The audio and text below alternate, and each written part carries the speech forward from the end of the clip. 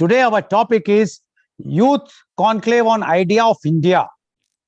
There are many reasons why scholars use the word idea to describe the ideals of the country now known as India.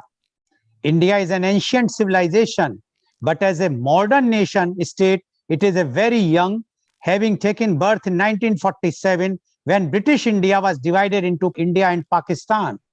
Both the idea of India and its twin, the idea of Pakistan, were born in blood, the partition of British India into these two left millions dead and much bitterness on both sides. As we celebrate our 74th Independence Day this year, it is again time to reflect on what kind of country we are. India is more than the sum of its contradictions. It is a country held together, in the words of our first Prime Minister, Pandit Nehru, by strong but invisible threads, a myth and an idea, a dream and a vision, and yet very real and present and pervasive. That nebulous quality is what the analyst of Indian nationalism is ultimately left with. To borrow a phrase from Amrit Sen, it is an idea, the idea of India. But what is that idea? Pandit Jawaharlal Nehru articulate it as pluralism vindicated by history, seeing the country as an ancient writing on which successive rurals and subjects had inscribed their visions without erasing what had been asserted previously. A generation of secular nationalists echoed him, making unity in diversity the most hallowed of independent India's self-defining slogans. How did India preserve and protect a viable idea of itself in the course of the last 74 years, while it grew from 370 million people to 1.3 billion, reorganized its states, structures, and sought to defend itself from internal and external dangers, all the while remaining democratic? Certainly, the accomplishment is extraordinary and worthy of celebration. Amid India's myriad problems, it is democracy that has given Indians of every imaginable caste, creed, culture, and cause the chance to break free of their lot. There is social oppression and caste tyranny, particularly in rural India, but Indian democracy offers the victims a means of escape, and often thanks to the determination with which the poor and oppressed exercise their franchise of triumph. The significant changes in the social composition of India's ruling class since independence, both in politics and in the bureaucracy, are proof of democracy at work. But the poor quality of our country's politics in general offers less cause for celebration. In the 7 decades since independence, democracy has failed to create a single political community. Instead, we have become more conscious than ever of what divides us: religion, region, caste, language, and ethnicity. Despite having a one-party majority in the Lok Sabha, our political system has in fact become more fragmented. Politicians mobilize support along ever-narrowing lines of political identity. Caste, which Mr. Nehru believed would disappear from the social matrix of modern India, has not merely survived and thrived, but has become an instrument for highly effective political mobilization. Candidates are picked by their parties with an eye towards the caste loyalties they can call upon. Often, their appeal is overtly to voters of their own caste or subcaste, urging them to elect one of their own. The result has been the growth of caste consciousness and casteism throughout society. In many states, caste determines educational opportunities, job prospects, and governmental promotions. All too often, people say you cannot go forward unless you are a backward. And I should not mention, but yesterday only the reservations for OBCs and the economic weaker sections in the medical education has been introduced by our Honorable Prime Minister, Mr. Modi. Ironically, a distinctive feature of the Nehru legacy was its visionary rejection of India's assorted bigotries and particularism. Today, their secularism is sneered at, whether through elections or quotas. Political mobilization in contemporary India has asserted the power of old identities, habits, faiths, and prejudices. To protect the holistic spirit of India as a nation, it is of utmost importance to stand together and fight against the continual political challenges that our country faces from various fronts. To ensure that a sound and stable government system needs to be present in the country, free from the evils of corruption and the like, so as to enable the idea of India not become a forgotten one under the thirst of the ill effects of the counter nationalism that has been plaguing the country since its independence, the seeds of some which had been sowed long before that. This is the time to remember the spirit of Guru Nanak, which led Guru Arjan to write, "No one is my enemy, no one is a stranger, I am connected with all." And Guru Gobind Singh to insist, recognize all of humanity as one. This is the time to remember Rabindranath Tagore's resonant verse, "Come Aryans, come non-Aryans, Hindus and Muslims, come today Englishmen, come Christians, come Brahmins, cleansing your mind, joined hands with all." For India to rise and shine once again, we need big-time reforms to be a sovereign, socialist, secular, democratic republic in the real sense and not just on paper. And to discuss this very, very important topic today, idea of India, we have 7 youth guests with us, and we have our chief guest. And I would like to invite and introduce our chief guest of today's program. He is Dr. C.P. Habeeb Rahman. Dr. Rahman is an icon of unity. He is the chairman and medical director of Unity Health Complex, Mangalore. He is an ardent campaigner of peace and harmony. He had introduced hospitality in hospital segment much before anyone even thought about it. Dr. Habeeb had given lot of importance for human relations. Peace and tranquility in the district and in the nation is always given a priority. He is a management philosopher, and his views about global peace initiatives are highly appreciated by international authors like Stephen R. Covey, the author of 7 Habits of Highly Effective People. Several of his early warnings about economic and political failures are now reflected in the socio-economic situations in the country and the world. Dr. Habeeb had visited Rashtrapati Bhavan in the year 2006 and had a long discussion with the then President of India, Dr. APJ Abdul Kalam, about the mad rush of politicians for attaining and retaining power. He had suggested about educating politicians for self-realization as the only way for making Indian politics truthful and transparent. Political leaders should be exposed to higher learnings about human behavior. This can help them to discover themselves and the purpose of their existence in the world.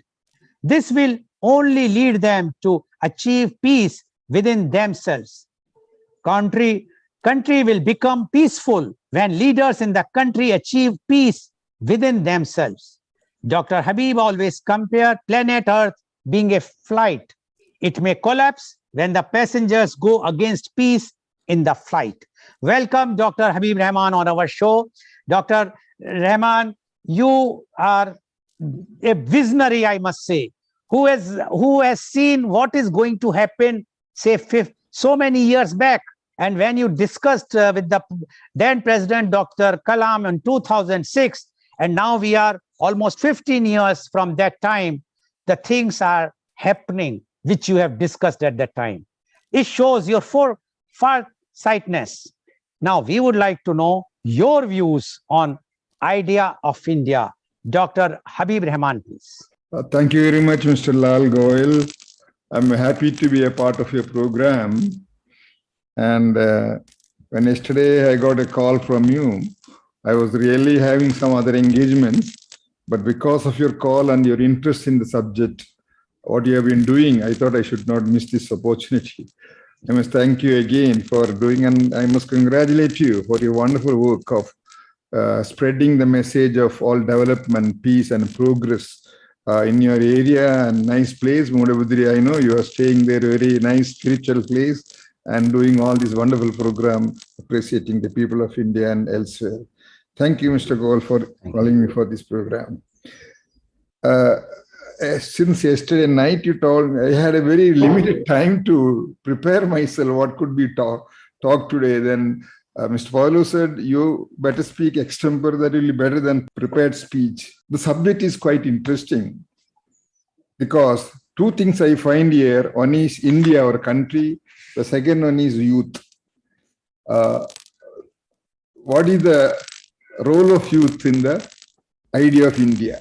It's very interesting because the whole India of what we expect, we the elders of yesterday, is what could be the India of our youth of tomorrow. So it is very relevant and very important how this youth can go ahead and play a very meaningful role in our in the part of our country's development. We have a past and we have a present and we have a future also. The past is well recorded, the present is uncertain, and the future is unknown. In the past, you know, we had our civilization, our 5,000-year-old civilization with tradition, values, culture, etc., that has stood the test of time. The Indian people are a seekers people right from the beginning, welcoming everyone from different parts of the world.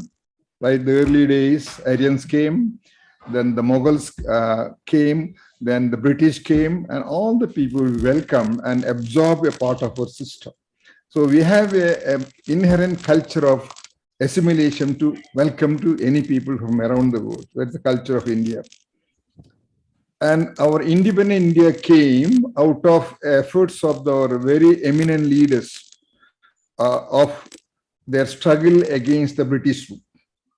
Their struggle against the British rule made them together to be a part of Indian liberation and eventually the foundation for India's future.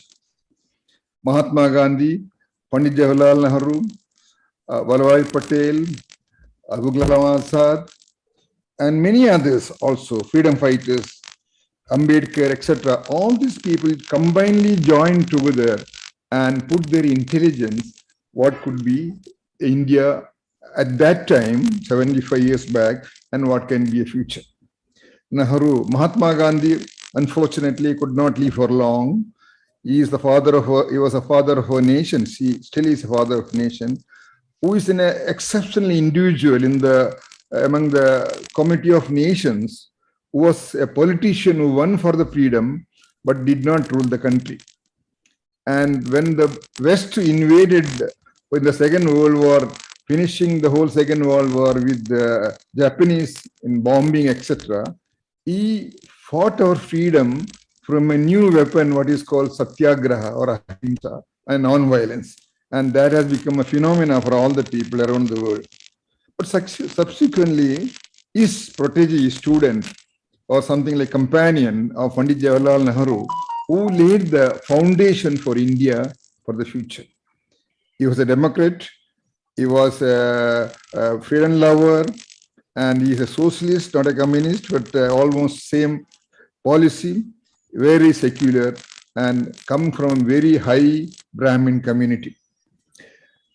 A man of that caliber really made the foundation for this country, and because of their cooperation, understanding, a very nice constitution was done by Ambedkar, another individual of a backward community at that time, which again a part of our combination or pluralism of India.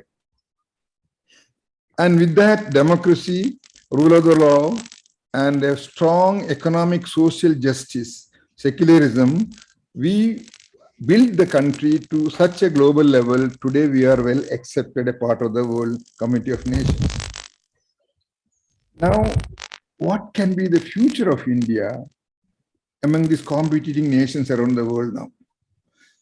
There is a book I have here with me. written by a professor in Singapore University, Kishore Mahaboni. He said, as the West lost, as the West lost it. That is what the book title says. All of you. Can you just raise the yes? Yeah. Yes, now one can say. Yeah. You can see, as the West lost it is the book. When you read this book, it looks like that, whether it's a communist or a Chinese or a Russian or a leftist, etc. But it is not so. He's a lover of the West. He loves the democracy, he loves freedom, he loves reasoning, rationality, liberty, etc. But he says, which was introduced by the West, they are slowly losing. What is an alternative? What can happen to the world in future? And what can happen to the world in future, according to him, that China and India will come forward? How India can come forward when majority of the population in poverty, the comparing to other places and all the things. So when he has forecast, a professor in a big university, that is Singapore University, and he was in UNO, etc. When he makes those statements, they all must have studied, unlike us, given such things. So by this we understand India has got a great future, a part of the world domination along with China. The West is slowly declining according to them. One new phenomena we'll understand in the 21st century is that business is where people live. About few years back, decades back, China is so backward. India is also very much backward. Anything with snakes and reptiles, etc., cows and all, bullocks and all the things, monkeys and all, they say it is all Indian culture, Indian system of living. And the West always dominating. Today it is not like that. Today something else. We have got a name in the international market, international field. And presently with all these things, we are still not stable in the among the Committee of Nations, because when we run the freedom, we had a tragedy also. The tragedy was we won the freedom with partition. And partition was not the choice of the people of India at all. Particularly for Muslims of India, it is never a choice. They never thought of it. They are a part of it. Even we have got more population than Pakistan Muslims in India. It is the failure of leadership. I call all the best thing what you have done for freedom with the failure of leadership at that time is partition to one area. It was never in a Muslim history that one Muslim asking for a separate state for them. Always they are inclusive, coming together with all the people. So that is the very basically not a part of any faith of a religion, but it is a failure of a leadership. And that can happen anywhere when you don't go, the real religious values are not adopted as a part of the leadership. The thing is, this tragedy happened, then unfortunately the conflict also started.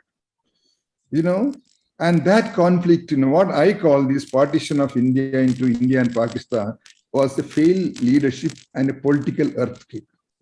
And that political earthquake still aftermath is even now we are suffering. Unnecessarily our resources are wasted on defense, etc., etc., and the people are starving and dying. So whatever it is there, it is over. We can't just realize that what can be for better. Now, the thing is, but India is much better than Pakistan because it has withstood all the time last 75 years because it has maintained democracy, it has maintained transition of power from one party to another party, and there is a steady growth of our country comparing to Pakistan and other areas. So the people of India, whichever community it belongs, have got a traditional heritage of being together and working together. And that will be also the future of India in the coming decades or years. Now, what can be the role of our youth in the building of the future? Now, when you see today in this globalist world, it is a borderless world, we find multilateral and products of various kinds in everywhere. When you look to each of you have got a mobile there in you, and this mobile is a part of like a pen of yesteryears with everybody's market. And what you can see is either Apple products or a Samsung or some South Asian Chinese products, etc. That products is the international binding of all these manufactured things now. In comparison, that most of the thing what you will find in them are mostly Chinese products. Chinese products are seen worldwide as a part of the system which they adopt. What has got India to give products there? We have very limited things to be as a products market in the world. But one thing, without our knowledge, we are a part of the world which we are not really understood and appreciated. The 21st century started with what is called knowledge revolution. The 20th century was all the industrial products. According to Peter Drucker, we are entered to a new phenomena of history where knowledge workers will be dominating the world. And the resource of changing from finance to knowledge as a new resource for development. In that, all educated people are dominating, mainly the Western countries. But if you look to the educated Western countries, thanks to our forefathers who laid the foundation for our nation in educating our people here. When one part of the population was very hungry, no food, no shelter, there are other schools, colleges, research institutions, etc., which was built up. Thanks to the Pandit Jawaharlal Nehru's vision at that time, Abul Kalam Azad, the education minister, started IEM, IIT, all these things there as early 1950. And we produced not mobile phones or products, but knowledge workers. If you see around the world, you will find one Indian working in every country as a knowledge worker. Go to America, US, or Europe, or even Australia, you will find one knowledge worker, doctors, engineer, administrator, technician, scientists working in different parts of the world. So what we have contributed to the world is not the products which we are circulating, but the knowledge working people. And who are these? The youth of yesterday. Like me, I am 79 now. So all those people, my many classmates, are retired now, are doing extremely well, are done well in US. Many of our staff nurses and other doctors who are from the hospitals, started, educated and all, are also dominating many of the major hospitals in the US. It may be in MD Anderson Cancer Center, it may be in various hospitals in different places, they're all working there. And our pride is that Indian people are working as knowledge workers. The finance is changing to knowledge as a resource. And whatever the India is getting the investment from abroad is not from any of the commercial bank. Commercial banks are collapsing in the West, hardly 3 to 4%. The FDI, FIAs coming from abroad, from West mainly, are the saving fund of these people. All these knowledge workers saving fund has come as a part of that. And that enormous amount is coming to India or any third world countries where they find a lot of opportunities for development. And this investment has come into a major area of our contribution. Now, if that was the history of knowledge workers, migration, development, and also the possibility of their investment coming back to India is a past history that can be further produced in a better way for a future India. All youth who are listening or watching are the future knowledge workers of highest caliber. Whatever we have produced, we shall go into higher quality. And it is not the quality of products what we will tell. It is the working system or the servicing system which will be dominating in the future. Because now we have found after this pandemic of COVID now, there are a lot of changes in our living system also. We have been stabilized to one place. We can't move around. The business is collapsing worldwide in different forms. And also, the standard of living is also coming down. Not, I'm talking, luxury is getting reduced. What is called a minimalized type of living is coming as a new picture. All these realities, if you are well educated, if you are well educated, well qualified, a knowledge worker, you can do a good job at your home only with your parents. It's a great future for that. Don't have to migrate like my ancestors or my classmates who went to US, Europe and other places to find a better job. There's a lot of opportunities right in your native place, in our area, in our country, that we can excel in your work. Because now it is a networking world. From anywhere you can do anything as such. Communication instant, and traveling has become very restricted now. You don't have to think about the past for a future development. So India, idea of India has got a great future. The foundation which laid down by our forefathers, the founders of our country, is still strong. In the early days, when Mahatma Gandhi just said Ahimsa, Satyagraha, based on the traditional value of India, is something not known to any of the countries at that time. Later on, Mr. Goel may be knowing, he's expert in all this management. Many of the management thinkers have started quoting Mahatma Gandhi as a part of their system. Subsequently, Pandit Jawaharlal Nehru, at that time, when he had any food to eat at that time, was talking to the world for peace. Peace and peace, world peace. And a part of thinking came at that time is what is called non-aligned nation, neither aligned to the West, nor to the East, nor to the Russia, communist, etc. So new thinking progress for the world peace, world development, co-living, all this part of Indian culture. We are intellectual people of our forefathers. We had a very good traditional people of spiritual leaders also there in our country, like Vivekananda, who migrated to America in 100 years back and gave an excellent speech there. So all these kind of people are a part of our heritage. And today, India has got an image in the international field. And you, the youth, who has been the fortunate to go for the future generation, and that can be done only through education.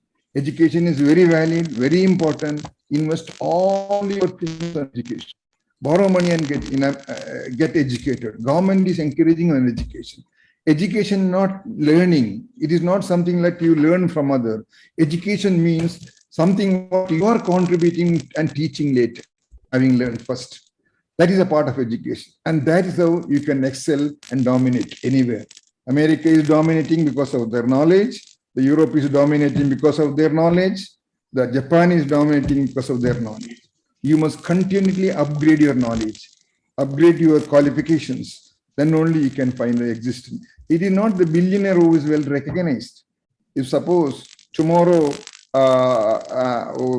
like the sheikhs can fade away, our other billionaires of the West can fade away, but the knowledge worker will be always present and respected. If you see there, in any of the lectures, what you can see, this is the university which gives information to the world. In every university, you will find people coming out with new ideas for development, for peace, for harmony, etc., how the world can be a better place to live. As Mr. Goel was telling, I always take this Earth as a planet, planet Earth as the aircraft. You know, if you are traveling in an aircraft, most of you must have traveled, you know, you all are tied up in with the seat belt for a certain time, 1 hour, 2 or 5 or 12 hours, depending on how distance you are traveling.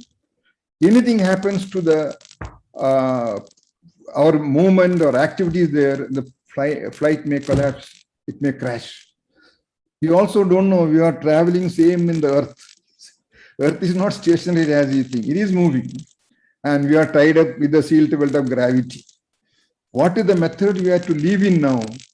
The olden days of nations is disappearing now. We all are together in Earth planet, flying together and being together. So we must think that the people of the world are one nation, one community, one people, what I call it is one species, Homo sapiens. And we have to think collectively together and find what can be a role in the future world. Very important that what is relevant to our living in the future is depending on our cooperation, understanding, communication, etc. You see the lower animals or lower creatures, the ants, the birds, all fly together.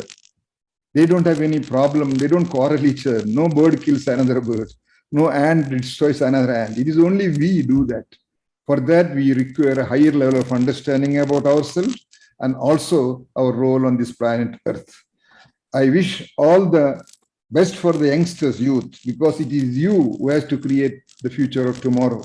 Not only for India, for the world as a whole. It is the educated, the enlightened people or the youth. What you see now is to think creatively, what are the methods you can adopt to have a peaceful existence. As in a flight, all are careful so that we land up smoothly from where you have started. Similarly, we must think continuously. We must live in this planet Earth smoothly as long as we live. I thank Mr. Goel for this opportunity and wish all the youth for a very bright future and a future of India. Thank you. Thank you very much, Dr. Habeeb Rahman, for giving such enlightening, knowledgeable thoughts of yours. And I will just highlight 2-3 points of his. What Dr. Habeeb Rahman has mentioned about that we are from a very, very rich history, our civilization 5,000 years old. And on that, our basic was non-violent. We were staying all together. But when the Britishers were ruling, and when the same philosophy or everybody was thinking that we must be liberated and we must get the independence, everyone joined hands without any distinction of caste, creed. And he has given the names of Mahatma Gandhi, Pandit Nehru, Abdul Kalam Azad, Ambedkar, and many more who had joined hands, and we struggled and we got the independence. But he also mentioned the unfortunate part was that we had a partition at that time. And it was, according to Dr. Habeeb Rahman, it was a failure of leadership because nobody wanted, and especially the Indian Muslims never wanted to go to Pakistan, or they wanted the partition. And he says that was the blot, or you can say the bad part thing happened after the independence. But still, after that, we have started doing many, many development work for India. And he says at that time, Pandit Nehru and Abdul Kalam Azad, they developed the hubs for the education. And like IIMs, IITs were created. And he gave the example. He says, today what we are purchasing or we are using mainly the products of China or some other countries. Very few contribution of our country. But he says we have contributed as a knowledge workers. Today, everywhere in the world, you will find the knowledge workers or those who are on the helm of the things because of their knowledge. So his appeal to all of the youth who are participating here and who are viewing that knowledge is the key for success. India could not manufacture many things, but what they are doing is they are giving the knowledge thing. But for that, youth has to come forward and take that knowledge, increase your education, go for more education, increase your knowledge. Then only you will be able to see to it that a good idea of India can be work out or can be practically seen. It is only possible when youth will participate. And one last, which he has mentioned, which is a favorite thing of his, he always compared the planet as a flight, aeroplane. And what he says, because I am a very frequent flyer earlier, now to COVID, no, not a single flight. He says that when you are flying, you always have a tied up with a seat belt. And if you start disturbing inside, if you all are running here and there, then flight may crash. What we have done, we have crashed this earth. We are crashing the earth because we are killing our nature. We are disturbing the nature. He says no other ants or any species are fighting with each other, but we are fighting. So we should stay all together cordially, and we must gain more knowledge so that then only we can be very proudly say that the India is going to be the global leader or India is the future. Because what he says, past is all written, present is unfortunate or whatsoever is happening today, present. But future, no one has seen. So to see the good future, you all, the youth, and everyone, I must say, even all citizens should rethink, revisit, and be cordial so that a good and very, the ideal India can be developed, which was a theme of Mahatma Gandhi, which was of Vivekananda, or all those who great personalities, and even I will say even Dr. Habeeb Rahman. Thank you very much, Dr. Habeeb Rahman, for giving your views, very, very strong and very forthright and truthful from the heart. although he mentioned that he is going to speak, and I agree with Mr. Paul as the chairman of Global TV, that you can speak on any topic because you are full of knowledge. And students, whenever I met him once or twice, I found him full of knowledge. It's a very, I must say, a person one should go and just sit with him and you will be enriched like anything. Thank you very much, Dr. Habeeb Rahman, for accepting our invitation on a very, very last moment.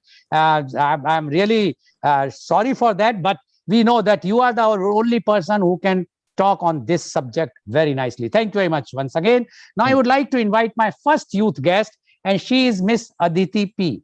Miss Aditi P, you have heard what our chief guest, Dr. Habeeb Rahman, has mentioned. Now, Yes. we would like to know from you your views on idea of India. Miss Aditi Pratap, please. Yes, sir. Can you hear me? Yes, please. Go ahead. Yeah. Good morning, everyone. My name is Aditi Pratap. I am pursuing my second year of engineering in electronics and communication in SMVITM College, Bantikal, Udupi. Idea of India, as stated by APJ Abdul Kalam, unless India stands up to the world, no one will respect us. In this world, fear has no place, only strength respects strength. So I believe the strength of India is the voice of Indian youth. As the fastest growing economy today, India is home to a fifth of the world's youth. Half of its population of 1.3 billion is below the age of 25 and a quarter is below the age of 14. India's um, young population is its most valuable asset. It provides India with a unique demographic advantage, but this opportunity will be or could be lost without the proper investment in human capital development. And we all know that the world today is more uncertain than ever before. As India undergoes rapid and concurrent economic, demographic, social, and technological shifts, it is very important for us to realize that India's true growth potential is met if we, the youths, participate adequately and productively in its economy. India is an independent modern country that has come into existence less than a century before, but we all should agree that it has been there long enough for us to think and look into what has been achieved since we won freedom from an alien rule. Today's India is a bundle of good, bad, and indifferent contradictions. We have witnessed numerous positive and negative achievements. As a political entity, India has faced several problems of transition with different political parties and with the way they run the nation. We have managed to continue as a democratic republic whose constitution has always stood the test of time. As quoted by Dr. Shashi Tharoor, India is a nation of belonging rather than of blood. The idea of India is one land embracing many. It's the idea that a nation may endure differences of caste, creed, color, culture, cuisine, conviction, costume, and custom, and still rally around consensus. And that consensus is around a simple democratic principle that in a diverse and rich democracy like India, you don't need to agree all the time, so long as you would agree on the ground rules of how you will disagree. Scientific and technological researches too has progressed in India. We have seen a lot of growth and advancement in the field, but it still requires working harder in this sphere. It is very sad to see how genius minds from the country fly abroad to seek employment opportunity and contribute to the technological and industrial advancements of those countries rather than contributing to the development of our country. So I think that India should find its way to offer good employment opportunity to deserving, and these genius individuals together can work towards the further technological advancements of the country. My idea of India also includes preservation of justice, liberty, and equality. So when I say justice, it is social, economical, and political justice. Social justice denotes the equal treatment of all citizens without any social distinctions. Economical justice is to make provisions for welfare programs in the sectors of food, healthcare, and education.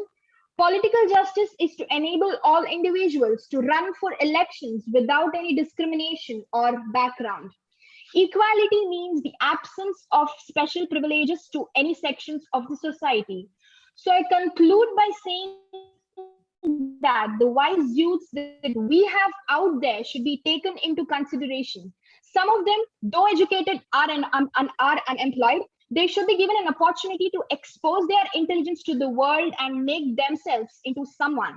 Some organization and firms should assist or believe in the youth to make our land a great and educated one, which will make a huge difference in society and the entire world. This will eradicate a lot of issues which are faced by Indian citizens. Thank you for letting me give my inputs and ideas on this wonderful platform. Thank you. Thank you very much, Ms. Aditi Pratap, for giving your views. You rightly said about positive and negative thing. Just think that there is a glass half of filled of water. There are two views. One is half filled of water, one is half empty. But there is a third, and that is there is a space where someone can fill. So you, the youth, has to fill up that space. As our chief guest has mentioned, Dr. Habeeb Rahman, the knowledge. If you fill up that is half glass of emptiness with the knowledge, definitely the India will be a very, very beautiful country to live. And once we will have all the knowledge here, definitely there will be no brain drain, as you have mentioned. Thank you very much, Ms. Aditi Pratap, for giving your views. Now I would like to invite my next guest, and he's Mr. Kashif Aman. Mr. Aman, are you there?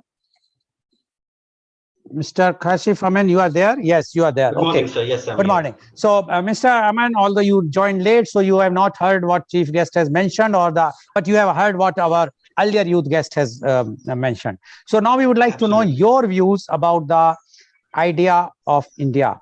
Mr. Kashif Aman, please. First, you introduce yourself and then please speak. Yeah. Sure. Good morning, everyone. My name is Kashif Aman. I'm an entrepreneur, property hunter, and I'm also HR with Province College. So I do agree with the chief guest and what Mr. Goel said, and also the youth guest, what she put across, like a lot of positive points. And I agree with her 100%. So I'm going to actually speak in a layman's language where everyone would be able to understand. So I understand Mr. Goel is trying to spread awareness, and I really appreciate his initiative. So to begin with, it is a very fascinating topic, the idea of India. So when we actually talk about idea, a lot of us are filled with mixed emotions like pride, love, respect, and that is because of the rich culture and the history that we are educated about in the past. So now when we talk about idea of India, this was amidst the independence when the real India and the real idea of India came into existence. This was after the horrors of the participation, when everyone came to realize that India is a land of diversity, of cultures, different religion, different people, and all of us together, different religion and communities put together make a strong India. That is the real idea of India. But if you actually look at the idea of a nation, to make a nation strong, there are a couple of things that need to be in place. First of all, it is the economics, and then we need the politics. And I really apologize for being late because I was actually in a meeting with one of the retired wing commander of the Air Force, and we were discussing other things. And he actually came across, we were discussing about other topics, and he mentioned about the regime of Mrs. Gandhi and how, as a leader, she was ahead of time. We agreed to it. So when it comes to politics, we need to make sure that we have the right people in governance, and we need to elect the right leaders, and we need to give them the opportunity, ample time to go ahead and correct the system. See, right now, the politics, the only thing that it's lacking is it's lacking an idea. So the India that we are in today was built on the foundation, the fundamentals of diversity, as I said, of different religion. So here, our nation is a one of kind. If you actually look at it, there's no other nation that coexists with each other with so many diversities of religion. None of the countries coexist so well. So that is the fundamental. When you're talking about politics, uh, that fundamental needs to be in mind. So you need to focus on India as a whole. The leaders need to be unbiased. We cannot be community centric. We need to look at India as a whole, and we need to understand, the leaders need to understand that India is a country where there are like many religions and they need to be unbiased. The only problem that with the current political system is we find leaders who are community centric. And that is actually a fact. If you look at the leaders, they do have the potential, but when they approach the people, they go ahead and act community centric or a region centric. Yes, we do agree. They are Punjabis, they are like Kannadigas, they are Kashmiris, they are like whatnot, Bengalis, they are Gujaratis. These are all different regions. But then again, when we look at our country, it is one nation. Our ethnicity is we are Indians. That is our identity. And that should be the idea when it comes to a country. And now that is, I leave the political part of the debate to other people who are much more well versed in politics, but I'll go ahead and discuss about economics. So again, I'm going to discuss economics in a layman's language, because I personally feel economics is not just the policies or the policy makers. Yes, the policy makers play a very crucial role when it comes to the economics. Economics again is uh, for a normal person to understand. Economics is how the resources are being used for the welfare of a common man and the welfare of the country. So now I just want to educate the youth about a couple of things. There's a lot of uproar in the past in the social media. If you actually look at it, people talking about GDP. GDP is good, GDP is bad. But a common man, if he's not well versed with economics, they will not know what exactly to look into the economics. See, basically, there's one crucial factor that everyone needs to look into, which is like the fiscal deficit. Let me explain to you what exactly fiscal deficit is. Fiscal deficit is nothing but it is the government earnings versus the spendings. So this is the resources that we as taxpayers, the government is utilizing these resources and they need to be accountable for it. That is something that a normal man needs to, a common man needs to follow up. There is like in every quarter, there's like a fiscal deficit that is like set.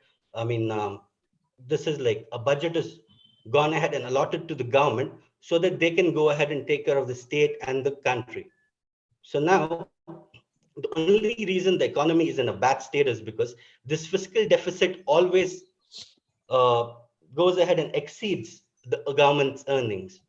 So that is the reason why the economy is in a bad state. Though India is a growing nation, we need to keep in check on all these things, because the little damage that is caused to the economy, that is going to like be a pain for a longer time.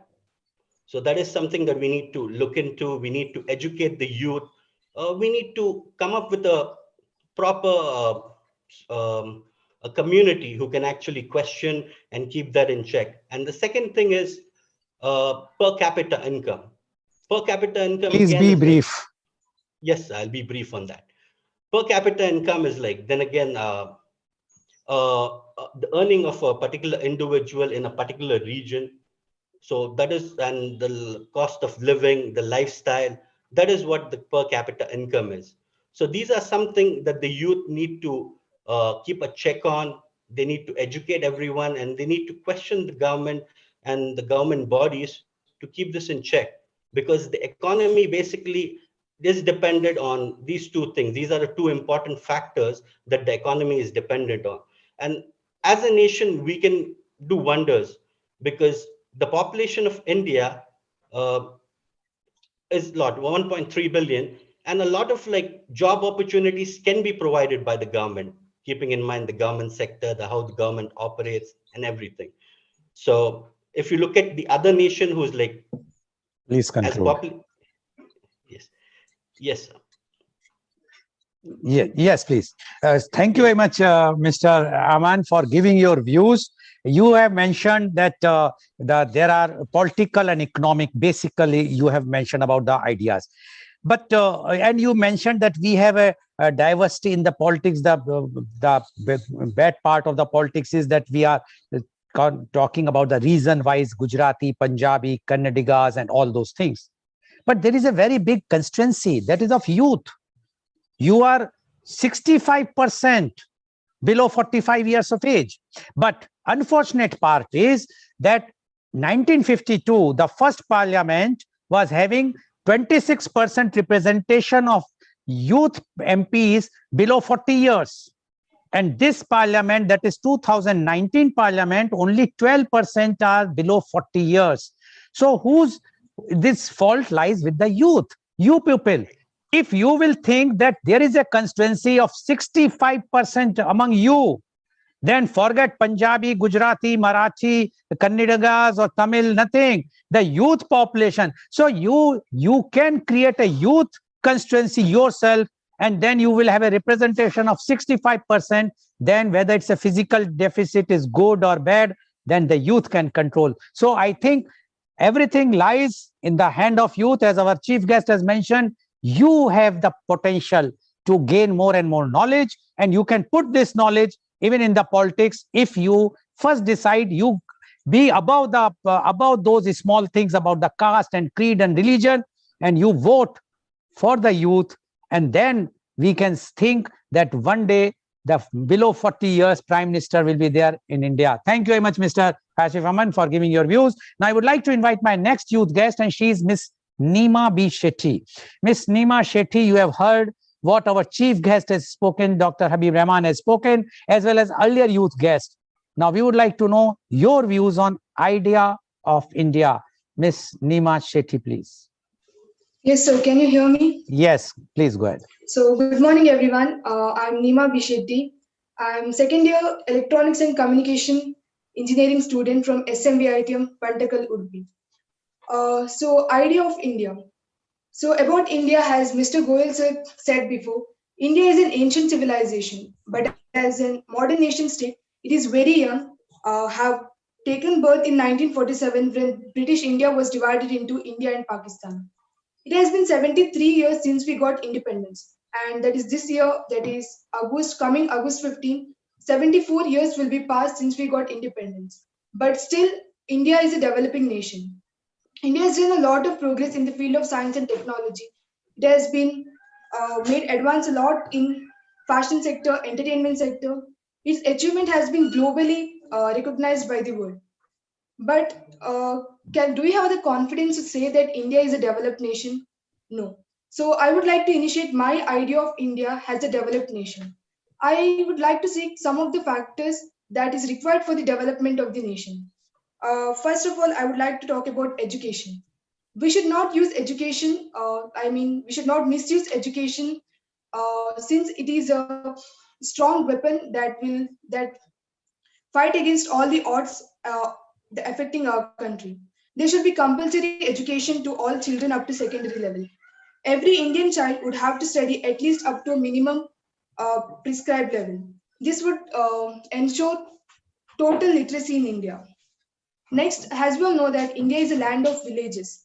The government should set up the vast network of small scale and cottage industries to utilize the vast natural resources and human resources available in our country. This will create employment, income will be increased, and most probably poverty will be vanished. Next, I would like to talk about population. As we all know that India is the second most populated country in the world, and population is one of the major problems that affects the development of the country. To stop population explosion, family planning and welfare units should be set up all over nation. The rule like 2 children per parent should be initiated, and it is needed to educate each and every individual of the country that why family planning is a crying need of this hour. And next one is about unemployment, and it is also a major problem that affects the development of the country. In India, India has a situation where total number of job vacancies is much lesser than the total number of job seekers. And the reason for unemployment is again population. Population is one of the major problem that affects the growth of the nation and also for the unemployment. So India is a situation where unemployed person do not find any meaningful or gainable job, even though they have willingness and capacity to do work. A change in mental attitude is also necessary. People are not willing to take risks, or they do not like to start business or small scale industries. They think that only government, they only depend upon the government. So it's not that government, it is not possible for the government to provide employment opportunities to each and every individual. So some of the uh, facts that can be solved, or the solution for unemployment is population growth must be checked, and family planning should be initiated. People should be encouraged to go for skill-based education, and the government should promote the establishment of industries in the private sector. So, and we have the basic mindset that it is only the government's duty or government's responsibility to contribute in the development of the country. No, but it's the duty of each and every individual or the each citizen of the country to contribute as much as they can uh, contribute to the development of the country. And so that one day we can say that we are 100% confident to say that India is a developed country. So I'd like to conclude by saying this, and my idea of India is having a bright and developed country. And thank you for the opportunity. Uh, Thank you for giving me the opportunity. Okay, thank you very much, Ms. Nima Shetty, for giving your views. And you rightly said about that the mindset has to be changed. But one point I would like to tell you, you mentioned about the population. China is having more population than us. And our chief guest knows very well that till 80s, China was called a opium country. And today you see the China changed by the youth, because it's not the population, it's the mindset, as you rightly said. And what our chief guest, Dr. Habeeb Rahman, has mentioned, the knowledge. If you have the knowledge, impart that knowledge. But knowledge means you have to change that. You, as you rightly said about the government jobs, whatsoever job you are getting, there is no unemployment. Unemployment is in our thinking, our brain. If we are thinking, if we have become an engineer, it doesn't mean that we can't do other works. But the problem today in India is that whosoever studies something, he feels that I will not do this job. This is below my dignity. But you see the West, forget China, in US or any other country, the children from the age of 12, they start working. They work in the petrol pump, the restaurants and other places. It is not for the money only. It is the self-dependent. There will be no ego. In India, I'm sure no one of us will allow I'm talking of us, means the senior citizens, will allow their children, and even the child doesn't want to work to a place at 12 or 13 years, even not 18 years age, that he or she can go and work on a petrol pump. Very few will be allowed. They say, no, it's our below dignity. So the mindset, what you rightly said, is to be changed. If we will change the mindset, India has a potential. Treat this population as an asset, not the liability. If we will treat this as an asset, India can be on the top, far better than, because our cultural values are far higher, far stronger than any other country. Thank you very much, Ms. Nima Shetty, for giving your views. Now I would like to invite my next youth guest, and he is Mr. Prasanjit A. Wagmare.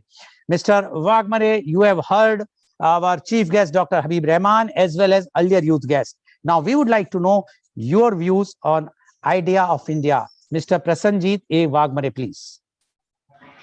Yes, thank you so much. Good morning, everyone. Myself, Prasenjit Wagmare from Yashwantrao Chavan School of Social Work, Satara. I have completed my MA in Political Science, and right now I'm pursuing my Masters of Social Work from Satara. I basically live in Thane, and right now I'm studying from Satara. So I have experience in both the urban and rural areas. So yes, I would like to add a few points in what Miss Nima said. That is, yes, education is the base of everything. I mean, literally everything. Uh, so we also know that India is a developing country, but the education sector should be more developed. Okay. Still many students are deprived. Students, not we can say children are deprived of that education. As our constitution said that it is the right of every child to get free and compulsory education, but it definitely did not say what type of education. So we definitely follow constitution that yes, we have to give education to children, but we need to think and rethink that what type of education we should give. That means not only academic type of education or that from book only, that is history, geography, and mathematics. Apart from that, we have to give that skills which will be useful for these children in their future. Because if I'm working in technology, or let's think if I'm working as an engineer, so what I have learned regarding Akbar and all these leaders or all these things, so there is of no use now. But definitely we have to learn this history so that we can continue and create more history. But apart from that, we don't have to stick on that only. Skill development is very much necessary for today. We can say that if someone is graduating, whether it's from arts or whether it's from commerce, so when when the time comes regarding its job, no one sees the educational background. This is whether your tally is completed, whether your MSCIT is completed, or whether you can type. So these skills should be taught from that childhood age only. And apart from that, right now Olympics are going on. So in school time, so students should not be restricted to the academic or books only. The sports education is also should be included in that, because we from our childhood heard that India won only 9 or 10 medals overall, whether China crosses 100 and 150 medals. So at the child, we didn't know what was the reason, or whether these players can play or not. But as we grow up, we came to know that the sports education or the sports should be included in this education, and not only the academic and all. So yes, apart from education, I would like to say about gender. So right from starting of first school, that is started from for girls, Mahatma Phule and Savitribai Phule. So the legacy we should continue. And right now we can't only think about women. The transgender community should be added in this process also. Women are developing. This is definitely the good sign of India, but still there are various loopholes. But apart from that, the transgender community should also be come forward, and we have to let them come forward, so that the proper liberty, because we are talking about the 74th freedom and independence of India, but really India is independent. India is independent, maybe we can say from borders, but what about these communities? These are not independent yet, transgender and all communities. So the focus should be on that only, that also. And we also have to minimize that gap of urban and rural community, because minimizing gap doesn't mean that we have to construct buildings in rural areas and now we are developed. No, we have to teach everything which we are teaching at urban level to that student of rural level. Because many times what happens, there is we can say inferiority factors are there in rural children, because I have seen and I have experienced these factors, because seen both the cases, urban and rural.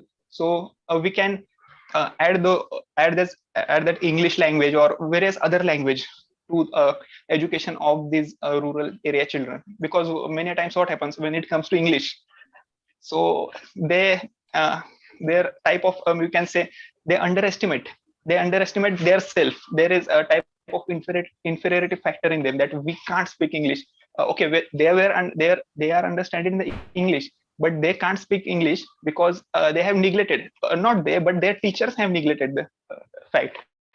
So if we add that English or other languages or other quality of teaching in rural areas, just like urban areas, so we will definitely see the rural area children speaking on to the platform like this that we are seeing now. So we can imagine that what if rural area children is speaking in English and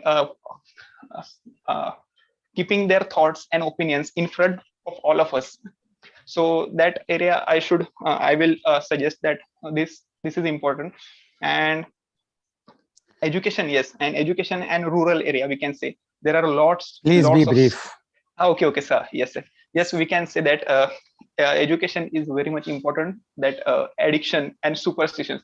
So I know these two types of very much problems, that addiction and superstitions in rural areas. So education will be the reason to eradicate these addictions and superstitions and many more such things, to make our India more developed. And we know that India is a rich country with poor people, but we have to make that rich country with rich people, not only financially, but socially, politically, and everything.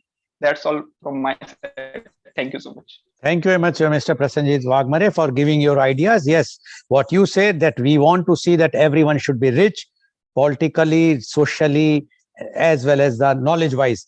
But one point which you are insisting or emphasizing was education.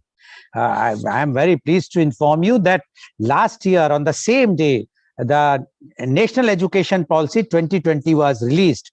And yesterday, our Honorable Prime Minister, Mr. Modi, has officially put it in the Gazette. So it has been gazetted yesterday. And if you study that, because you being a political science student, it's an interesting thing. If you will just study and go through the National Education Policy, it's really something. If it will be implemented, I can say it's a revolutionary change in the education. Whatsoever points or reservations you have raised, it's all covered in that.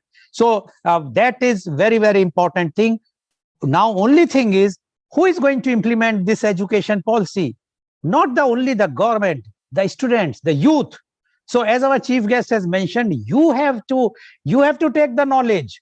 They have come out with a scheme, they have come out with an education policy, but the youth has to come forward. Youth has to think that it is not politicians or those leaders India, it is your India. You are going to be the present and the future. We all are spent force. We will be there for another 5 or 10 years or so, but not more than that. You are the real India. So once you are real India, you have to just go through that education policy. And when you are ready, you can inform the Global TV, Mr. Paulus. We can have we will call, and we will, because we have done lots of program on that, and we want the youth should understand what the government has come out. So government is coming out, whichever party, we are not critical to one party or other party. Everyone tries to give the best. And last but not the least, you have mentioned about that we should not read the history in details. Yes, we should not. It is also mentioned in this national policy. But please never forget the legacy, what you are. If you will not read them, you will never understand what is India. India is, as our chief guest has mentioned, we have 5,000 years of civilization, and what we have, those great people have done. If we will follow even 1% what they have done, that nation will change. Thank you very much, Mr. Prasenjit Wagmare, for giving your views. Now I would like to invite my next guest, and she is Miss Saloni U. Prabhu. Miss Saloni Prabhu, you have heard what our chief guest, Dr. Habeeb Rahman, has mentioned, as well as earlier youth guest. Now we would like to know from you your views on idea of India. Miss Saloni U. Prabhu, please. Good morning. My name is Saloni Umesh Prabhu. I am currently studying in 9th grade from St. Teresa School in Mangaluru, and I am very honored to be here today. India is a developing country, but the label each day is peeling off. We have been making a great breakthrough and are advancing forward.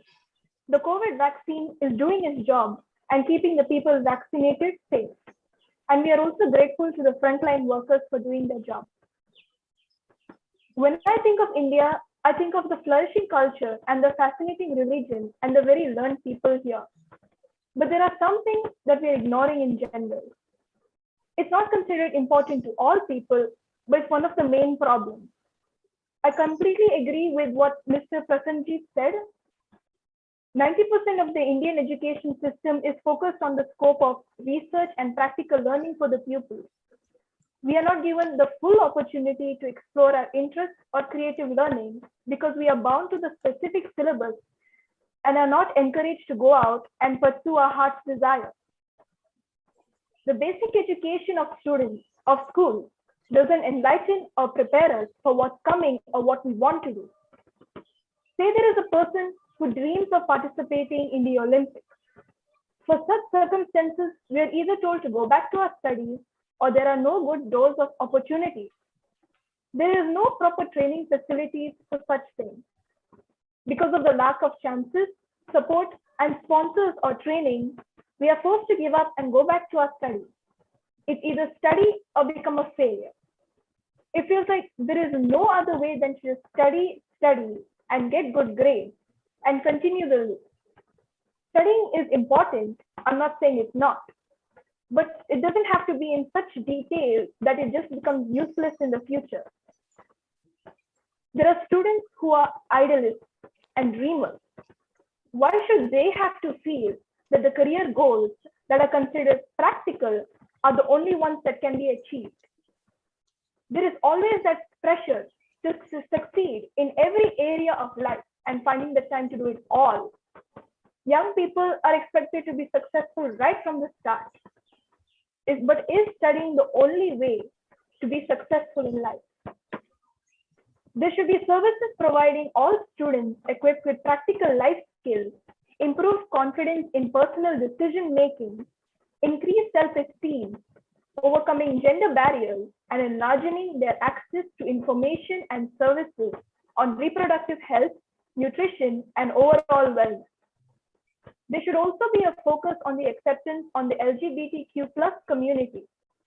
We should not be told that such people are delusional or are confused. I am sure they are not. They are very sure of who they are. And if there is someone who is part of the community, we should not try to change them because that is who they want to be. What I hope from India and from the schools is to provide more enlightenment about values and encouraging confident decision making and not only tying the life of a student to the syllabus. There is much more to learn than from just textbooks. It's the 21st century. Getting a good grade is not going to set our future. There is much more things the youth wants to do and wants to achieve. To conclude, the ultimate goal should not be to limit the choices of students and for India to know that even if we have a good degree, without any other skills, we can't do anything than just say, I have a degree. It doesn't guarantee anything. Thank you, sir, for this opportunity. That is all I have to say. Thank you very much, Ms. Saloni. And I must appreciate that at this young age, you are dreaming and you are thinking for the idea of India. But one thing, as I mentioned to Mr. Prasanjit, the new education, the National Education Policy 2020, it is covering everything. As you mentioned, it is giving a multiple exit and entry. So once you will be after your 12th, if you do your graduation 1 year, and then you can exit for 2 years, 3 years, do whatsoever you want to do. Again, you can join. Again, they will allow you to pursue the next year. So like that. So all these things are covering. But again, I will insist, it all depends on you, youth. If you people will be seeker of the knowledge, then the day is not far when India will become what Mahatma Gandhi, what Pandit Jawaharlal Nehru or Sardar Vallabhbhai Patel, they thought what they wanted, that India is there. It is only that, like one of the panelists mentioned about the mindset change. Yes, we have to change the mindset. And as we say, the charity begins from home. The mindset has to be changed from your home. You have to change your first mindset. If your mindset is okay that we have to do this, you have to convince, not force, convince your own family that please change the mindset. I want to be a sports person, or I want to do this, and convince them. And once you will convince them, when there is a way, there is a way, you will get whatsoever you want to. Thank you very much, Ms. Saloni. Now, all the best for your future, and God bless you. Now, I would like to invite our chief guest, Dr. Habeeb Rahman. Dr. Rahman, you have heard our youths. They are full, vibrant, dynamic. They have a very, very good ideas, far better than at least me. But they not been properly directed. Today, the condition, what I am seeing, I am doing so many youth conclaves and the conference, that they are having bit misdirection, which might be because of the condition in the country prevailing. Sometimes they feel so much tensions are there, some fighting is there, communalism is there. But after all, our country is a great country. And so we would like to know your now concluding things for what you found about today and what you guide them, and your blessings to all the youth who are participating and who are watching us. Dr. Habeeb Rahman, please. Please unmute. Please unmute.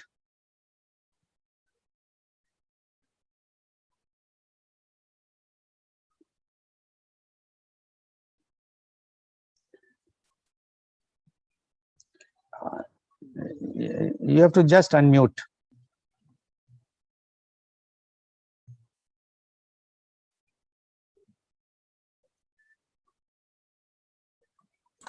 It's okay. It's audible now? Yes, please. Please.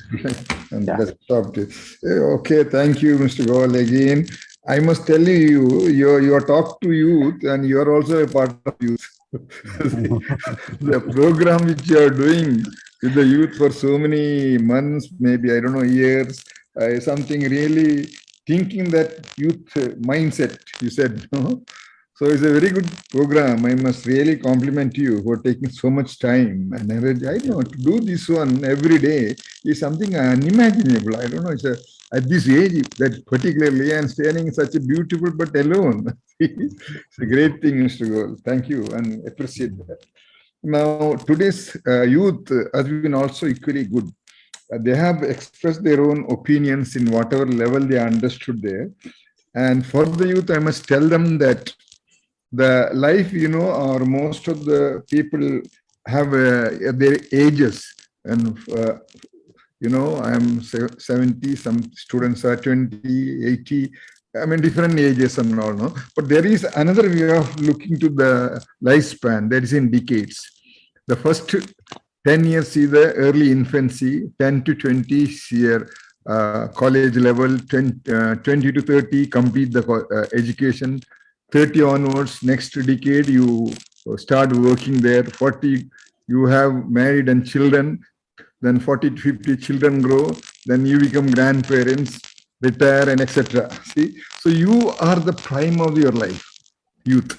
If I ask you, when was your best years of your decades, you ask me, I'll say it is between 15 to 30 years. At that time, it was the best time of your energy. There's nothing to obstruct you. You can, all the cricket sportsmen you have seen are less than 30 years, 20 years. Nobody can find above 30 as a batsman. See? So you have a lot of energy. See, this energy we should utilize for the best of yourself and the country as a whole. Now, that is one area I would like to enlighten all the youth. The second important point, or 2-3 points I have here in conclusion, one is the knowledge. The knowledge is very important. Wherever you find knowledge, they are advanced. It is like a light in the darkness. Why the West is so advanced? Because they have knowledge. Why Africa is not advanced? Because they don't have knowledge. India was so, for so many decades back, 1930 and all the things, we were very backward. But today we have knowledge. So acquire knowledge to the best of the possibilities. And mind you, this is not the time for me to talk. There are two types of knowledge. That is, one is called the acquired knowledge, that is coming from right from early days of nursery school to high school to colleges to research foundation. That is one knowledge, acquired knowledge. There is another knowledge also, which many may agree, few may not agree, is what is called the divine knowledge. The divine knowledge is not from what you find from the colleges and all. That is what you learn from your home with your parents, maybe scriptures, various scriptures of different religions.